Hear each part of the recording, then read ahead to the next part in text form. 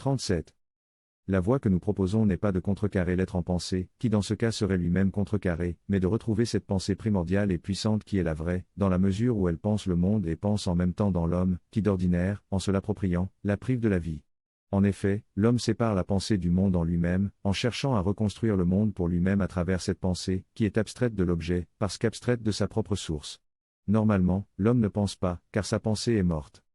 Cette pensée, ressuscitant dans la mesure où une personne le décide, est reliée à nouveau au monde, dont elle est le tissu intérieur. Privé de cela, le monde est une non-vérité, que l'on consacre comme vérité, au moyen de la science et de la culture. La nature que l'homme connaît naît du fait qu'il en a retiré le surnaturel est restitué au monde dans les formes vivantes de la pensée, dans lesquelles circule l'esprit. De la coquille brisée de la rationalité, la vie originelle se libère, elle ressuscite d'entre les morts. La pensée est le chemin de la transparence de l'âme et de la liberté créatrice, disponible à tout moment. Elle est la vertu qui guérit l'homme et le monde. À tout moment, la pensée vivante, même à travers de rares ascètes, peut donner de la clarté et une issue positive à l'expérience humaine. Un très petit nombre de personnes suffit pour travailler pour l'ensemble de la communauté, parce qu'une seule pensée circule dans la pensée du plus grand nombre, la transcendance devient immanente là où la pensée actionne le pouvoir de la résurrection.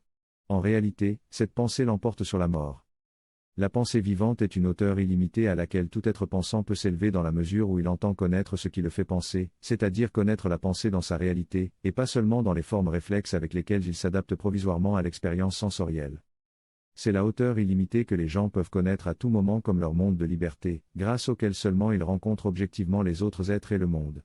C'est pourquoi elle est le principe de la vie pour les autres et dans le monde. La pensée morte peut ressusciter.